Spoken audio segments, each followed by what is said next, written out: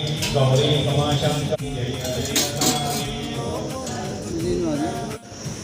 నీవులేని వైభవం నాకెందుకు అమ్మా మమ్మల్ని ఒకసారి చూడరావే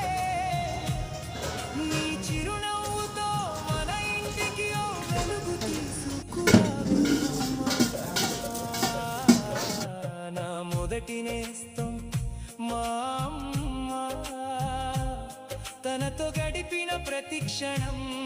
నా మదిలో పదిలం ఏ రోజు అనుకోలేదు నువ్వు మా